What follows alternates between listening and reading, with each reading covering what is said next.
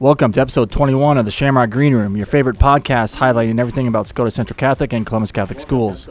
Each episode, we discuss what it's like to be a Shamrock, whether that is a current student, a teacher, an alum, or supporter. We want to hear your stories on why this is such a special place in education. I'm your host, Jon Brezenski, 1998 graduate, former boys head soccer coach, assistant football coach, and current assistant coach for the girls soccer program. Today, I'm joined by Al Neidbalski. Al is a 1971 graduate and 2016 inductee into the Shamrock Hall of Fame. He is the voice of the Shamrocks. Al has also helped to impact Scotus in many different roles, including serving on the school board. He helped lead construction of the McLaughlin practice field. He was also one of the founders of the Alumni Basketball Tournament and also helped get state golf here in Columbus over the years. He was a successful business owner and community member in Columbus for many years. I'm excited to share his story today as a Shamrock and his role in Scotus Athletics. Al, welcome to the Shamrock Green Room. Yeah, it's been great to get you in here. I'm excited. It's been a little work in progress, but I think it's going to be interesting just to hear your story. Well, I think it is probably more interesting than you think it is. But let's dive right in. You're a Neidbalski, a Southsider. Kind of tell us about the Neidbalski family. Yes, sir. Tell us about the Neidbalski family. Proud of the South Side, yeah. I grew up in a family with 5 kids. My dad was Floyd Neidbalski. My mom was Helen Neidbalski. I'm the oldest of 5 kids. Okay. I have a sister, Joyce, a brother, Mark, a brother, Bob, and a brother, Jim.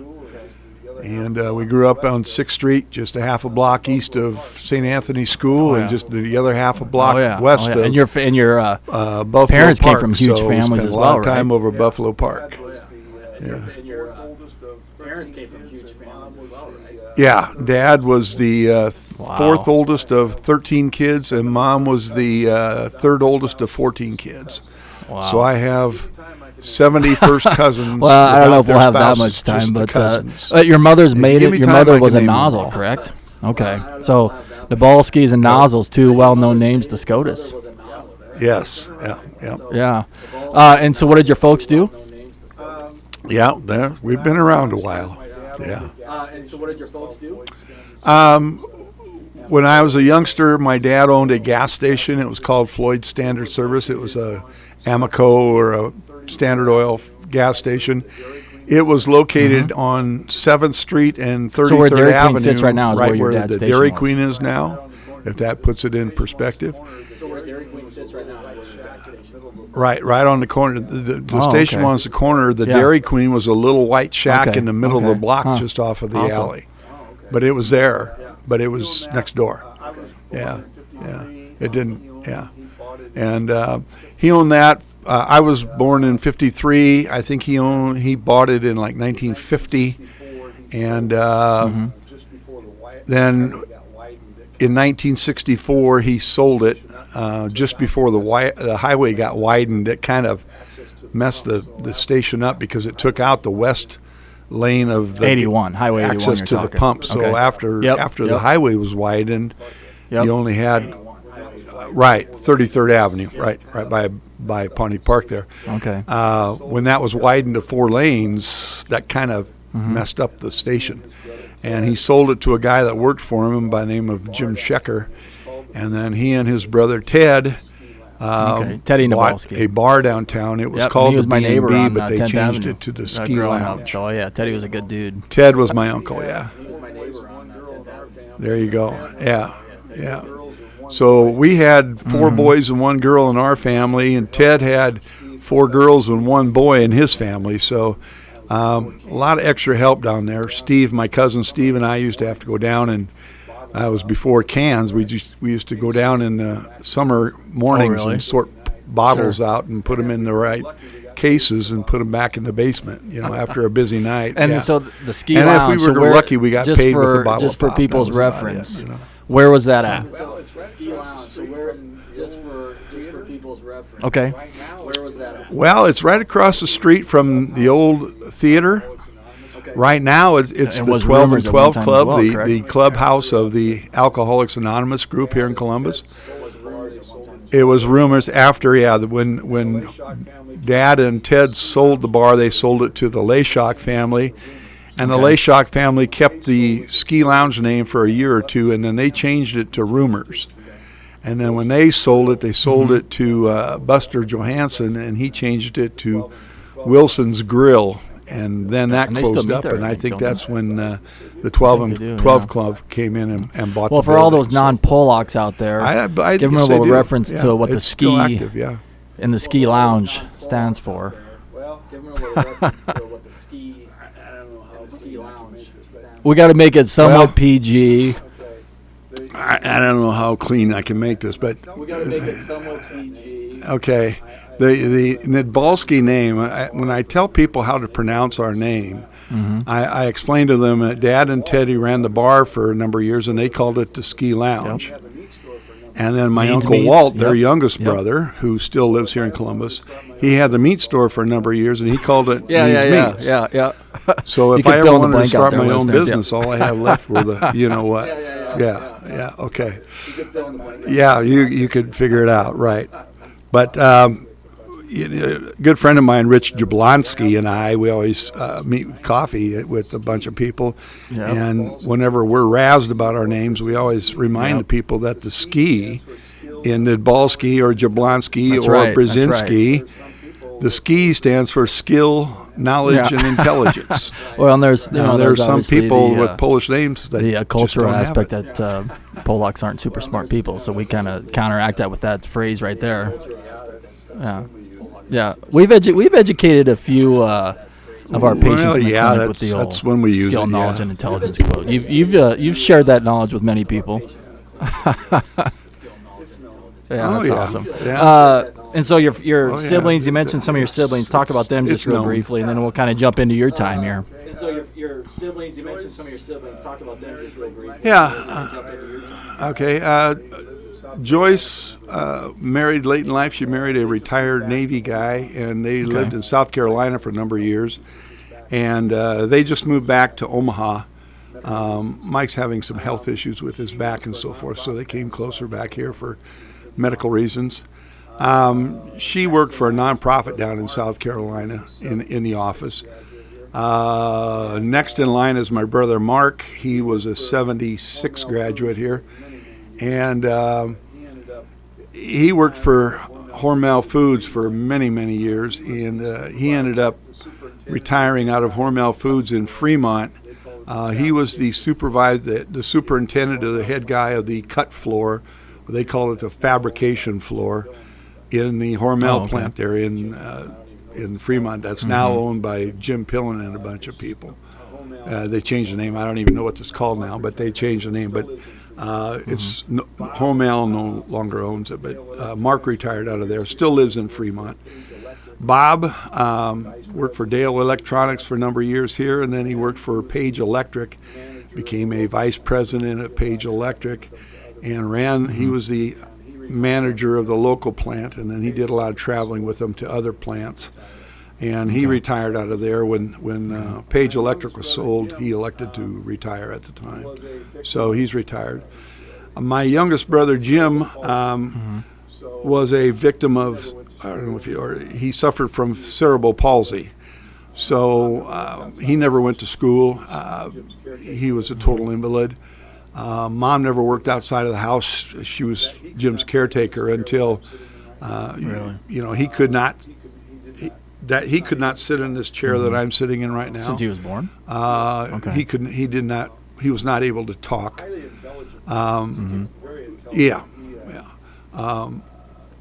Highly intelligent, though. Very intelligent. He, he knew what shows he liked, and he knew how to run the remote for the TV. He liked to play games. He liked to play pranks. Let's say my brother Mark always wore a hat, and if Mark laid the hat down on the lamp table next to Jim's chair, and if Mark left the room, Jim would tell one of us to hide his hat. Oh yeah, he had his little tricks up his sleeves, and he liked to watch the Cubs and so forth. He passed away. Okay. So in 2008? Did your parents continue to live in the house that you grew up in then on 6th Street? Okay. Oh yeah. my dad and his dad, who was a carpenter, they actually built the house back in 49, 50. Mom and Dad got married, I think, in 1949.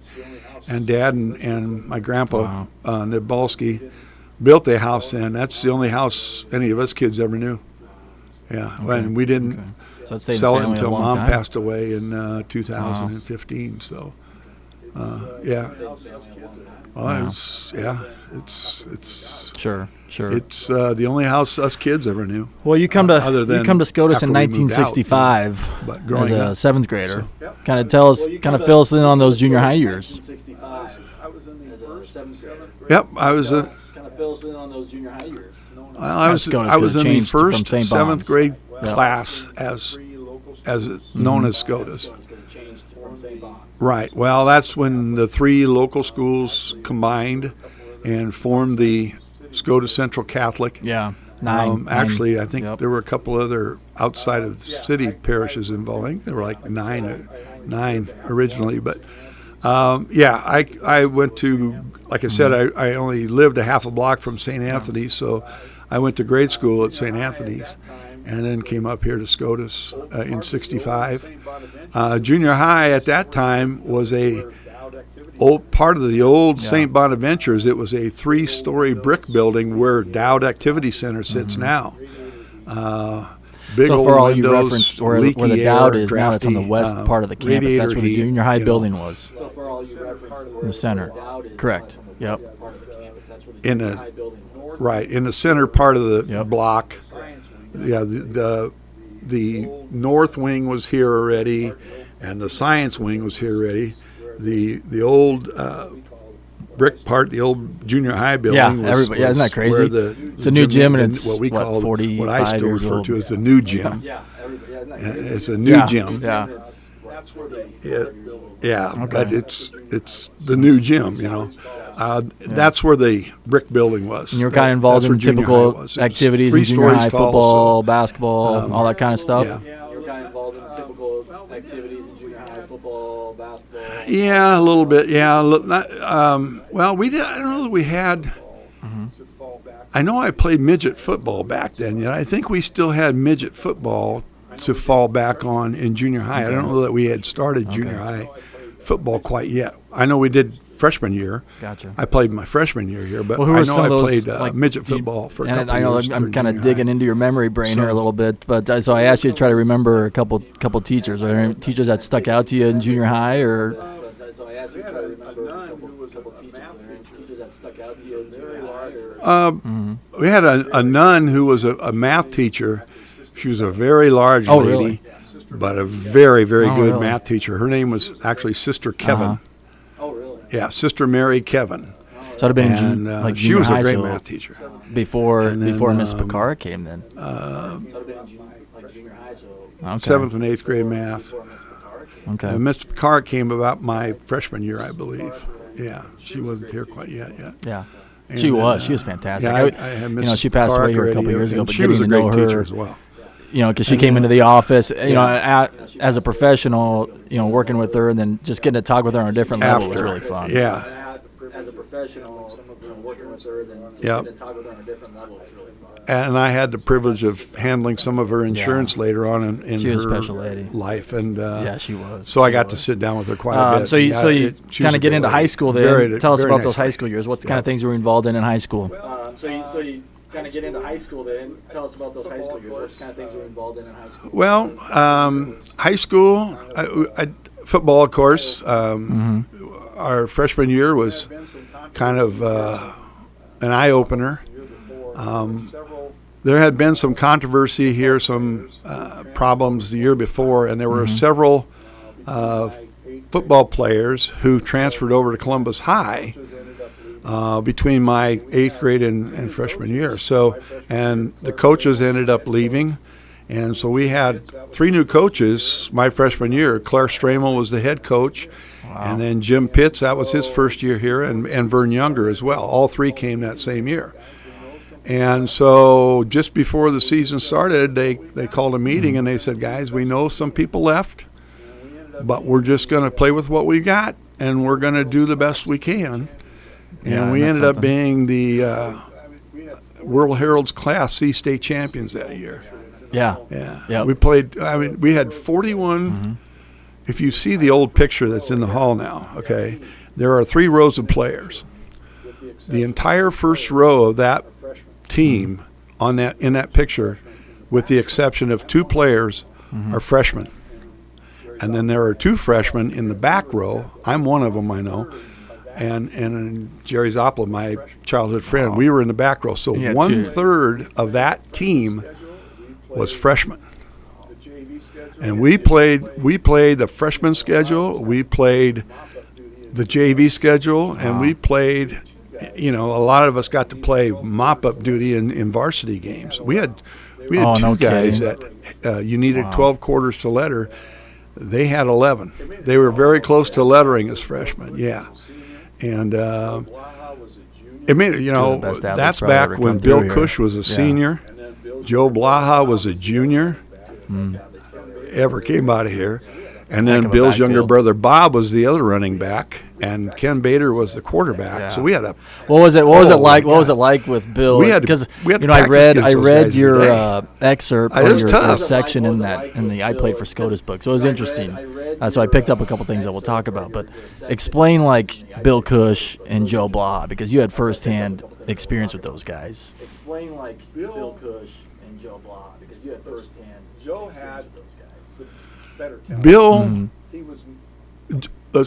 Joe had the better talent. He was a natural athlete. Bill had better drive. Bill had bigger heart. And that made up for what he lacked, what Joe had for talent. Yeah. Either one of them was great on the field. But I think Bill or Joe was just a little more natural athlete than Bill was. Both end up in the NFL. That never stopped Bill. Well, when I was a freshman, really, a coach from Nebraska showed up at our practice one day. It was Monty Kiffin. Yeah. And the word was that he told our coaches that Nebraska would take one kid from Scotus every year. And if you stop to think about it, you had Bill Cush. The next year you had Joe Blaha. The next year you had Steve Weiser. The next year, it was my class, you had Larry Honke. The following year was Dan Brock. So Scotus sent 5 years in a row, they sent a kid to the Nebraska football team. For a Class C school. And even a couple years after that, you had the Steiner boys. There's probably not another one in the state that can claim that. And even a couple years after that, you had the Steiner boys. And there's one that amazes me because my senior year we started an intramural basketball program for the young grade school kids. Yeah. And my star player was Tom Jaretsky. You know Tom because he's been coming to physical therapy. But okay. One kid, the tallest kid on my team was a kid by the name of Bill Van Lint, and he was like a sixth grader. And I always had just kind of, you were a coach, you hesitate to want to put him out there because he just, he wasn't going to, he just didn't, work it out that way. So it shocked the heck out of me when Bill Van Lint started as a defensive lineman down at Nebraska. But Bill's another one that played. And you got was it Carl Harosa? Mike. Chalaha. Yep. He went down there his freshman year. Mike Chalaha's son. There's a lot, Chris. Steiner boys. Didn't he play down there? Mm-hmm. Yeah. Oh, yeah. Dan Steiner. There's been a lot of kids that have come out of Scotus that have played for Nebraska. I don't know that any school our size, size of Scotus in the state could claim going back to it, you played with two of the best contributed to Nebraska. Pretty remarkable careers. Although I was looking through that book. Tell me about the story of Bill Cush driving the motorcycle into the locker room, Jim Shonka's motorcycle. I read that in the book today, and I was like, I got to ask him about this one. I read that in the book today, and I was like, I got to ask him about this one. Well, where the current locker room is now, right? We were in the what we call the big locker room, and yeah, right. And Jim Shonka lived over north of the Ag Park, in that area north of Ag Park over there. And he had this little moped, scooter, whatever, little motorcycle he'd drive to school every day. And he'd always park it on the north side of school out here. Never locked it up, And one day we got back from practice, and Bill drove it up. I thought it was Bill. It might have been Bob. One of the Cush boys started the motorcycle up outside, drove it into school, up the steps, from the west steps into the locker room, and just parked it in the middle of the locker room and just started revving it up until the whole room was just a blue haze. You could hardly see across the room. So that was your freshman year when that happened? Yeah. Wow. Oh, Coach Trammell came in and said, all right, get it out of here. Let's go. Pretty remarkable coaching staff that obviously contributed to a lot of longevity here. Claire Strammel was only here 4 years. Yeah. But then Jim and Vern, obviously. Well, Claire Strammel was only here 4 years, and then he moved on. But then Jim and Vern. So you graduate in 71, right? Each, so. And then you end up going to college. Where'd you go to college at? So you graduate in 71, right? Right. And you end up going to college. Where'd you go to college at? I started out here at what was called, it was Platt College back then, the junior college here in town, and went to school there 2 years, graduated with an associate's degree in business, and then transferred out to Kearney State and finished my And so what was the last 2 years transition up back out to of Columbus? Kearney Because State you had insurance services in May Nebraska, of 75. right? What was the transition into that? Because that's what Right. What was the transition into that? Because that's what. Well, when we I got out of school in May of 75. My wife Tanya still had a semester of student teaching yet. We got married in August of 75. So the first year we were married, we lived in Omaha. I started out, the first job I had was for a little men and boys clothing store. It's I know exactly it's where in it's a little at. shopping mall called Countryside right to the Village. north. It's right across the Pacific Street from Westside High School. Right, and I worked in there for 6 months, and then I had a job. I had still had a resume circulating in the area from when I was looking for a job, and I got a call one day from the claims manager of Liberty Mutual Insurance Company. Wanted me to come in for an interview. And, no went kidding. in for an interview, and Really? when I told my boss I'd gone for an interview, they fired me at the clothing store. Yeah. So then I had to go.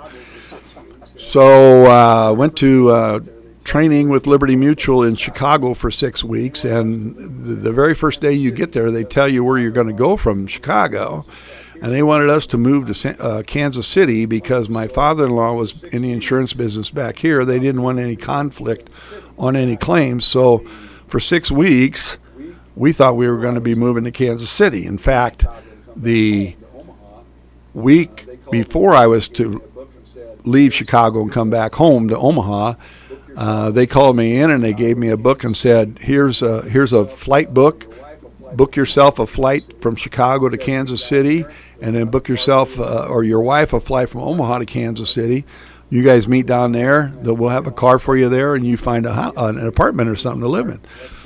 So we're getting all those plans ready, and all of a sudden they call me back in and say, we've had a change of heart, and we have a change of plans. There's a guy we're promoting out of Omaha. So you're not going to Kansas City, you're going back to Omaha. So my wife had already given notice on her job. She never got her job back, but we managed to keep our apartment even though we'd given notice on our apartment already. So yeah, I spent about 6 months with Liberty Mutual in Omaha, and then we'd coming home for some reason on a weekend, and my father-in-law, who was in the insurance business here, he was a partner in an independent insurance agency, followed us out of the house when we were heading back to Omaha, and he said, what are you doing this weekend? And I said, well, nothing. He says, are you coming home? I said, well, I hadn't planned on it, especially now that we've been doing it here, But they had just moved into this new house. It's up on near the country club up there, and we had only laid about half of the yard aside. So I told him, I said, if you need me to come home and help lay sod this weekend, I can come back home. And he said, no, we want you to come and think about coming to work for us. Whoa, where did that come from? So ended up coming back here, and it's kind of interesting because the company's name was Wirtz Betker Company, and they actually owned a little insurance agency up in Creston, Nebraska. So when we were getting ready to move out of Omaha, my father-in-law says, I'd like you two to live up in Creston and run that agency for us. So you did move up to Creston. So we went from a town of about 200,000 to 200. Yeah, we lived in Creston for 4 years. I don't think I ever knew that. Oh, yeah, I never knew that. From fall of 76 to fall of 80. And I'm sure. Yeah, we lived in Creston, and it's kind of a culture shock. In fact, my wife will hate me when I tell this story, but we had a bunch of people help us move household goods in on a Sunday. And they finally all left about 2 o'clock, and so we're sitting out there. We're sitting on the front porch. It was about 3 o'clock, 4 o'clock, I don't know, later afternoon. And she started crying. And I said, what's the matter? She says, I don't know. I said, well, did you hurt yourself lifting a box or something? No. I said, well, did somebody say something wrong or something? She says, no. I said, did I do something? No. And she's still crying. And I said, well, what's the matter? In Creston. Yeah. And she said, I think it's too quiet here. Where'd you guys live in Omaha? Yeah, because in Omaha, we lived in an apartment unit that had 140 units. Where'd you guys live in Omaha? It was called Pacific West Apartments. Oh, okay. It's on the southeast corner of 144th and Pacific Street, diagonally from Millard North High School. Out west, Millard way North out High west, School wasn't there yet. Yeah. That was a cornfield. We were on the edge of we were on the edge of town. 144th Street was a 2-lane blacktop road. Yeah. Oh, I know. But back to that Sunday when she's crying, we had sat on that porch for about 2 hours, and not even, this was a Sunday afternoon, not even a car had driven by. So, but we were used to people up and down the hallways all time of the day and night, In 80, you moved to Columbus? It was a little bit different, yeah. So then in 80 you moved to Columbus? We moved back here in Columbus. The people we were renting from were a farm couple. They had bought it kind of as an investment house and looking forward to the time when they would retire from the farm. Paul and Adela Cordy were their name, great people. And they let us stay there for 4 years. Oh. We rented for 4 years. And then they said, we're going to move in now. We're going to come to town. Mm-hmm. So we had to move out. I didn't want to buy or build in Creston. It's, there's just no resale value there. So we moved back down here to Columbus. Bought a house through Wirtz Betker Company. The company I was working for had a real estate office, and we had some homes that we had built. So the office sold me a house. It was just east of Girard Park, on 40th Avenue, just west of which was nothing out there. Yeah, which was nothing out there back then. Just north of 27th Street, right in there. Not too far from where you live now. Yeah. There's just 2 streets. That was it. There was alfalfa field north of us. So, yeah. So we moved there in October of October 1st of 1980. Okay. Our first son, Luke, who you know quite well, Luke was born a month later. So Tanya was a month away from delivering Luke when we moved. So... and then we lived there till 1991, and by that time we had 3 kids, and it was getting a little small, a little crowded. And we happened to have I had a customer who had a house for sale, and we bought the house we're in now from him, and moved down there. Awesome. Came back to the south side in 1991. We've been there ever since. Yeah. So right across the street from Gary Pitts. So then you end up getting your insurance. We compare notes then from every so often from your father-in-law, or so then you end up getting your insurance business. Yeah. Mm-hmm. Well, I started work here in 1976. In 1983 or 4, when maybe late 83, early 84. Dick Wirtz was my father-in-law's name was Mark Betker, and his partner was Dick Wirtz. And Dick Wirtz his father-in-law was Kermit Wagner of Schuyler, of Wagner Mills and all the stuff over in Schuyler. And when Kermit died rather suddenly, Dick and Janet inherited quite a bit of money, and Dick said, I'm going to retire. He was only like 44 years old. And they moved to Florida, so the company was split up 3 ways. Dick kept the real estate portion of it. My father-in-law, Mark Betker, got the insurance agency. And then John Codling, John Codling's kids went to school here. John was our abstractor and took care of the title insurance and that. So he ended up, that's how Platte County title, that evolved out of Wirtz Betker Company as well. And then we changed the name to Insurance Services of Columbus. So then we ran it from 84 until we sold it here a couple of years ago. It ran as Insurance Services just right north of you there? Is that kind of because you were always in the same corner then for your insurance business or not? No, we were when we were still downtown. We were on the other side of Frankfurt, just Square. west of where the picket fence is now. Got it. There's an office building there now. Oh yeah. Yeah, we were on the west side of Frankfurt Square, right? And we were there until, in fact, when the company split up, we stayed there for 3 years and leased from Dick Wirtz. And then Dick wanted to sell it to us, and Mark and Dick couldn't agree on a price, so we ended up moving out on the highway then. We were out there at 20th Street and 33rd Avenue where it was the old Mr. Donut building originally.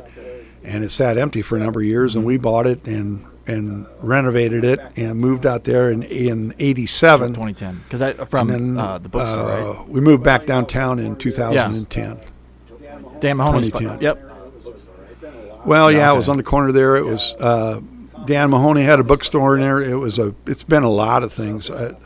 Tom Martins, who used to be in the assessor's office, was kind enough and I still have it at home somewhere. He had gone through the old book of deeds and discovered who all had owned it and what was in there. So I have a list of, it's been a cafe, it was a travel agency, it was a women's clothing store, it was Tony Raimondo's campaign headquarters when he was running for the Senate. Square, right on the corner. It served a lot of purposes over the years. So. Yep, that's Al's office. Yep. Right where the big mural is. That building on the corner. Just kind of giving listeners we don't own the mural, but we own the building that it's attached to. Right. Well, yeah. So you retire, east edge of Frankfurt sold it Square. to the Jones Group out of David City, so they're kind of running it now. But let's kind of circle back into your involvement in Scotus because you did a lot at Scotus. Like I referenced, you're a school board president. You're part of the McLaughlin practice field, where a lot of listeners aren't like when I was in junior high. That didn't exist. That was when we ran to the old practice field. That was just a field.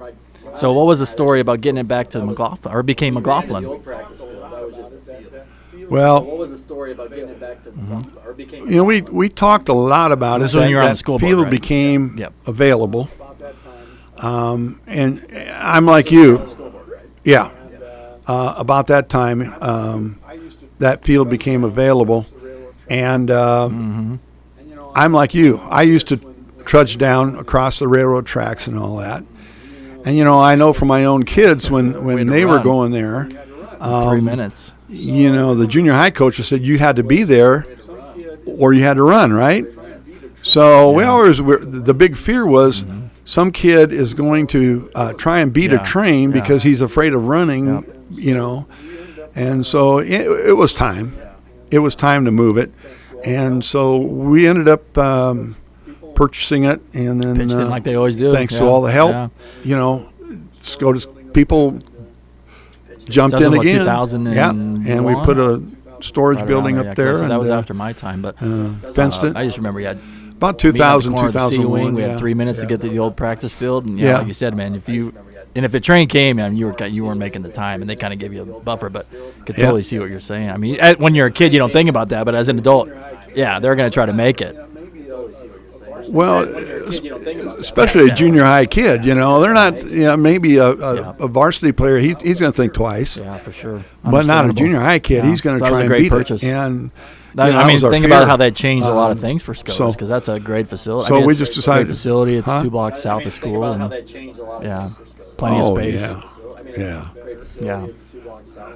It's nearby. It's you can manage it better. I mean let's get into kind of your time as the voice of the Shamrocks, because and we'll touch on some other things too. But take the listeners through the story of how you became the voice. Because you do a lot of stuff that people probably don't know about. Take the listeners through the story of how you became the voice. Because you do a lot of stuff that people probably don't know about. By accident, really. Actually, he's a relative of mine, Jack Nozzle, who's now deceased. But Jack, at the time, this was about. It was even earlier than that, because when I was in high school, he was doing 1999, 2000, somewhere in there. I'm not exactly sure. Well, and volleyball. He asked me to sit in for him. For those of you that didn't know Jack was a very good athlete here at St. Bon's in the old days, and he owned the Taco John's here in town.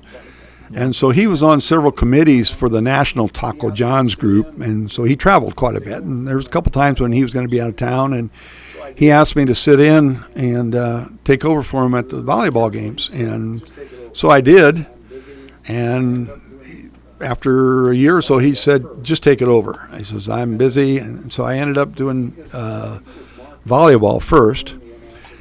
And then I think it was Mark Landholm was doing the announcing at the football games. And the first year I did volleyball, Mark was still the football guy. And I think Mark decided he didn't want to do it anymore. And so they asked me to do football as well. And then, so now I'm doing volleyball and football. And then I ended up doing the basketball as well. You do really good, because I don't think people really understand how much work goes into all that. So just kind of take us through, because you've gone to, like you mentioned, and I've talked to you about this before, but because Gary supported you in this and allowed you to go to some clinics, right? Or Gary supported you in this and allowed you to go to yeah, third or fourth year in, he said, hey, the NSAA, Nebraska School Activities Association, they're going to be doing a clinic down in Lincoln. And if you want to go, it's a clinic for public address announcers. And if you want to go, I'll pay your way. I said, well, I got nothing to lose. It's a summer day, So I went down there, and it was kind of enlightening. It was kind of interesting. The speaker was this Patrick Combs, who was the public address announcer at the Nebraska football games. And he actually invited us, if you're going to go to a football game, you want to come in early, he'd take us up to the booth. So Mark Wolf, the scoreboard operator, and we took him up on it, and we actually went up to the announcer's booth at the Nebraska Stadium before one football game later that year. So, but it was interesting. There were several people in there. It's kind of fun. I don't want to sound like I'm conceited, but I'm in this big room. We were at the NSAA for this conference or the seminar, and it's one of those big kind of lecture halls where the desks are tiered. So I'm sitting there, and there's a guy behind me, and he pokes me on the shoulder, and he said, "Hi." He says, I'm Tom, and I can't remember his last name, Tom so-and-so from Grand Island Central Catholic. I do the football games there. I said, well, I shook his hand, and I said, I'm at Neidbalski, and I'm from Scotus, and I do the football, basketball, and volleyball games. And he said, you're the reason I'm here. And I said, I don't understand. He says, you're the reason I'm here. I said, well, what do you mean? He said, well, they want me to do the volleyball games at Grand Island Central Catholic now. And I told Sharon Zavala I didn't know how to do a volleyball game. And he says, Tom told me, he says, Sharon told me if I want to know how to do a volleyball game, go listen to the guy at Scotus. Yeah. That's pretty awesome. That's pretty awesome. I mean, just when you get a compliment people from probably just Sharon Zavala like little that, nuances and little things, because it's just it's more about than just announcing names and this and that. I mean, you kind of have certain things that you do, and I know that you're kind of hold yourself to a high standard in that regard. Certain things that you do, and I know that Yeah. Well, yeah, with a last name like Neidbalski or Brezenski, you're sensitive to it. You understand where I'm coming from. So, yeah, I do a little preparation. I spend an hour or so before a game. I'll get the roster from Holly here ahead of time, and I'll go through it. And then when I get to the field, I usually get to the game about an hour before the game. I'll go down on the field and meet with the visiting head coach, and I'll get his starting lineup, and then we go through the pronunciation of the whole. Yep, exactly. Not just the starters, the whole team, because you don't know when those kids are going to get in off the bench.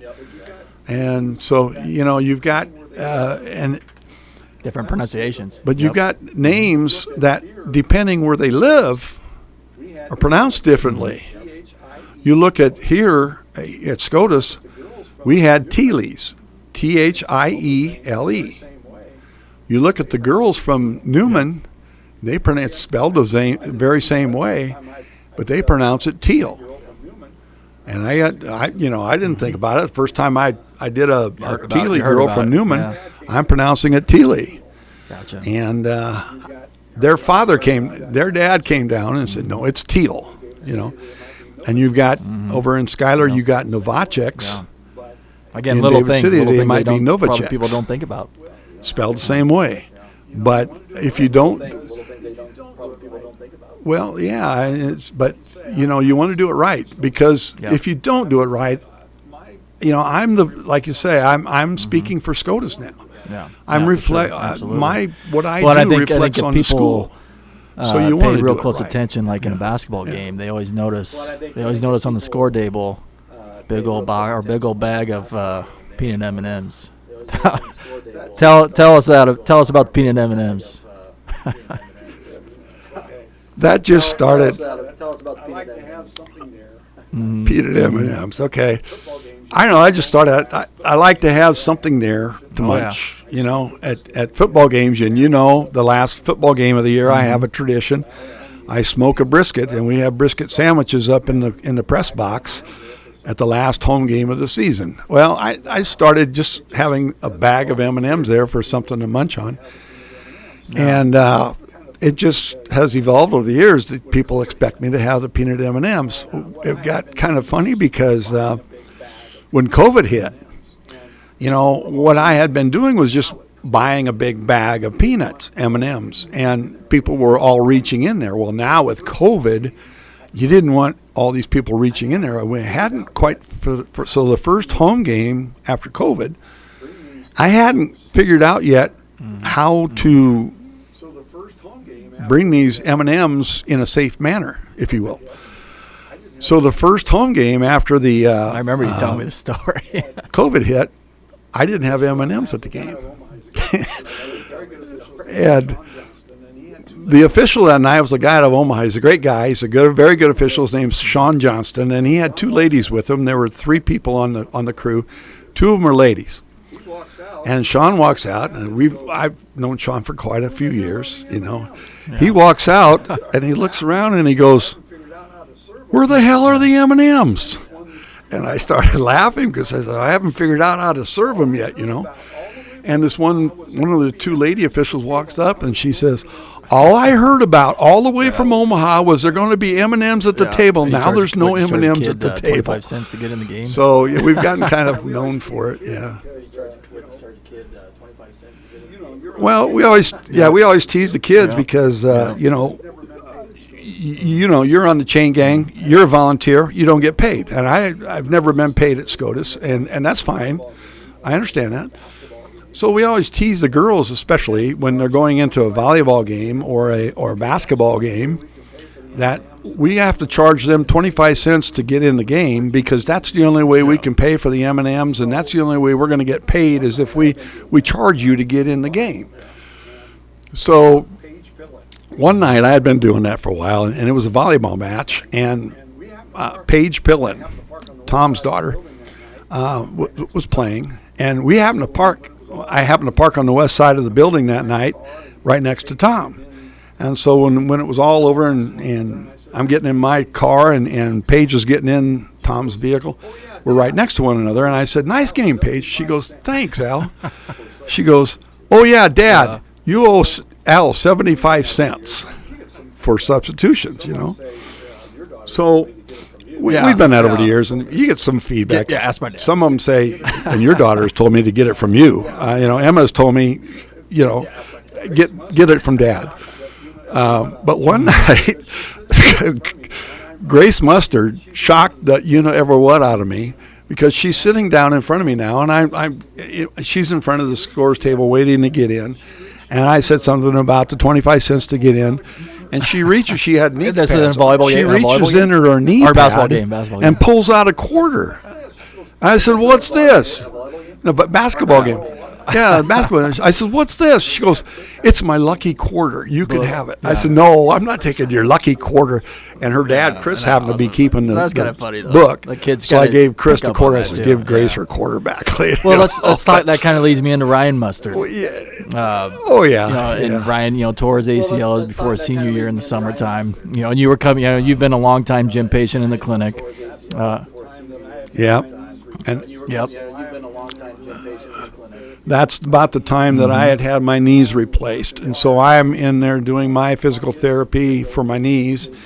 And Ryan was working hard on his rehabilitation of his ACL. Yeah. And so, we're side by side on all the machines and working hard and doing our thing there. Senior year, yeah. And he was trying this is the season of 2015. Get out to get in. Yep. And he was a senior. Back.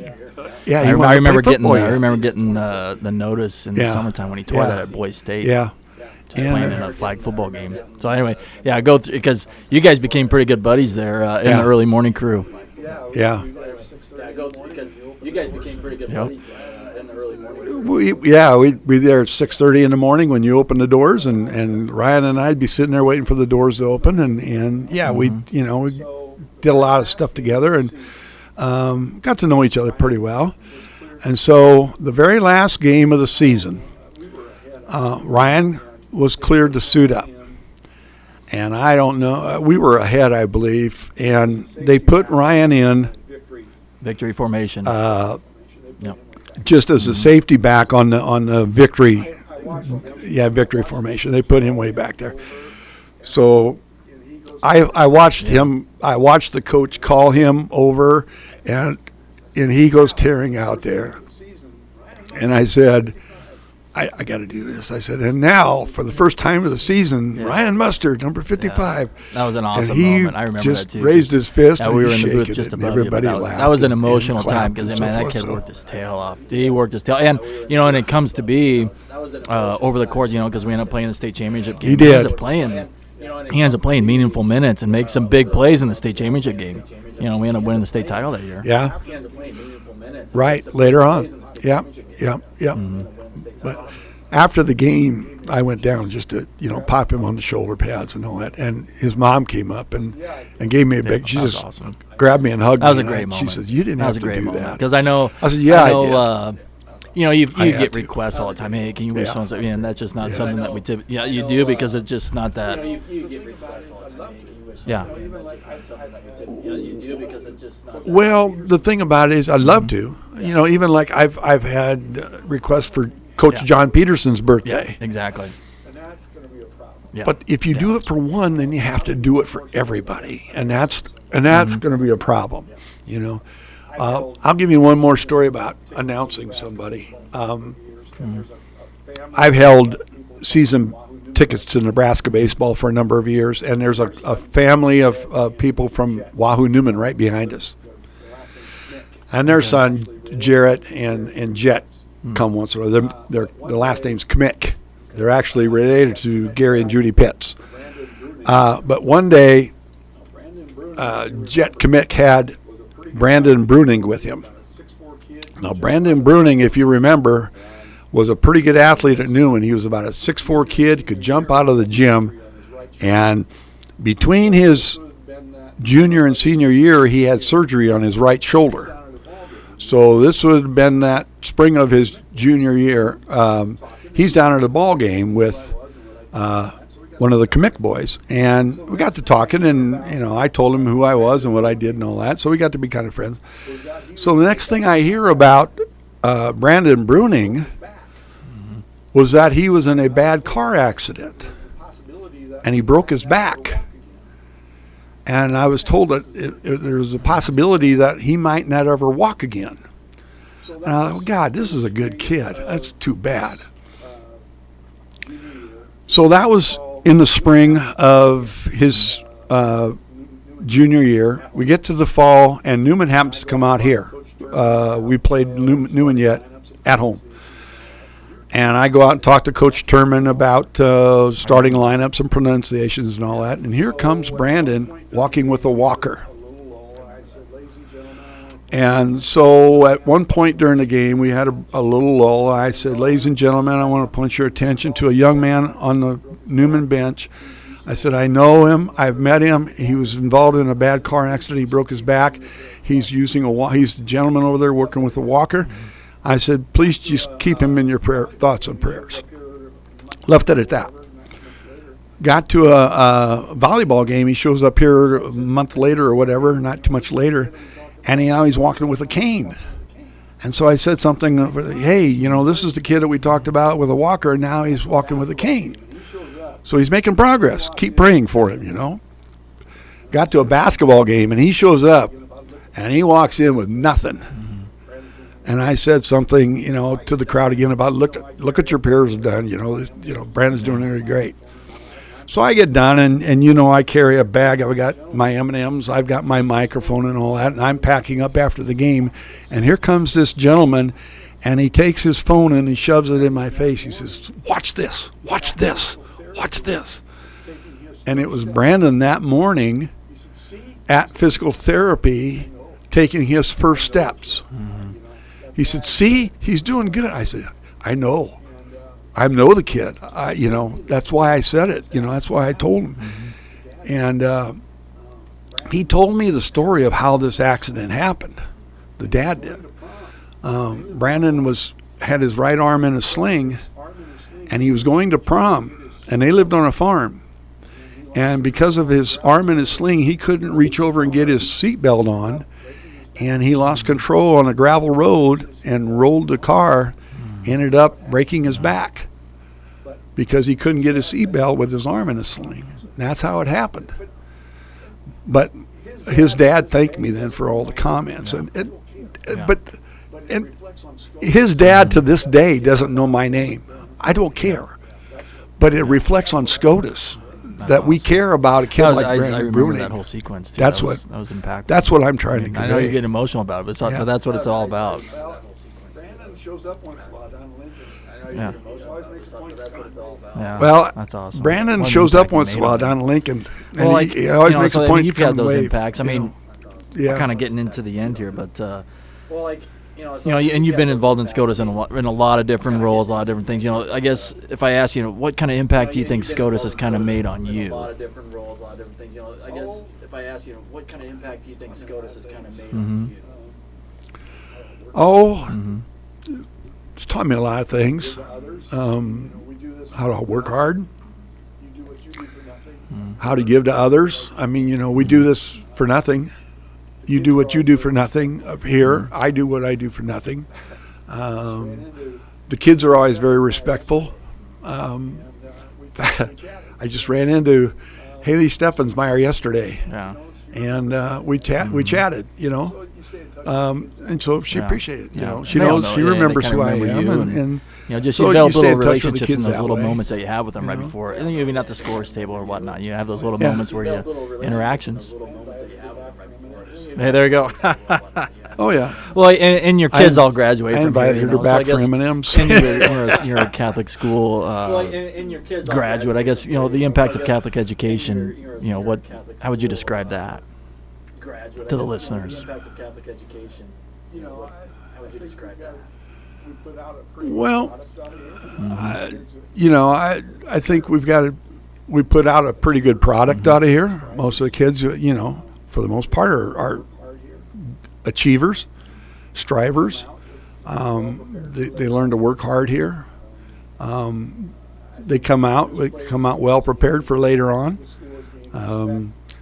I think this place has gained, this school has gained respect, not only in Columbus but throughout the state, and they share in that respect. Sure, absolutely, absolutely. It goes beyond the final question I always ask everybody. Yeah. And you kind of touched on it here throughout the time here, but how would you describe Scotus Central Catholic in one word? Mm-hmm. How would you describe Scotus Central Catholic? Respect for the education they're provided. Respect. Respect for the lessons. Respect for the education they're provided. Respect for the lessons they've taught. Respect for their, we didn't have. I don't know if you had it when you were here, but we never had it, and that was the requirement that you do community service. That's huge because I belong to the local Sertoma club, and we're not getting the young people are not joining these service clubs. Rotary, Kiwanis, Sertoma, Optimists. I think the Optimists are down to like 6 members. Yeah, because the young people are not volunteering and don't want to help out in the community. And I think even if we teach them that here, it may not happen right away, but eventually we may see those kids join a Sertoma club or an Optimist club or a Rotary club and help the communady out in that way. So, well, I'm glad we got you in here today. Exactly. Yeah. I don't think it was as bad as you were anticipating it to be. No, it was fun to it was fun reading through the. It's all right. It's been fun. It's been fun. And then also just kind of just talking with you and listening to some of these great stories. It was great to see you get. I know a couple of stories got you a little emotional. It was really cool. I wish people could see that because it was pretty neat. Yeah. So. Well, if you don't put your heart into it. Thank you for your time and coming in today. I really appreciate it. This was a great opportunity to hear your Shamrock story and your impact on Scotus. Thank you for all you've done for Scotus over the years. All right. If you're interested in hearing more Shamrock Green Room episodes, subscribe to us and rate us on Apple Podcasts and Spotify. Make sure to follow us on our social media channels, Scotus Central Catholic on Facebook, X, and YouTube, and Columbus Catholic Schools on Instagram. If you have some ideas for some guests on the podcast, please email me at coachbrez@gmail.com. Thank you again for joining us in the Shamrock Green Room.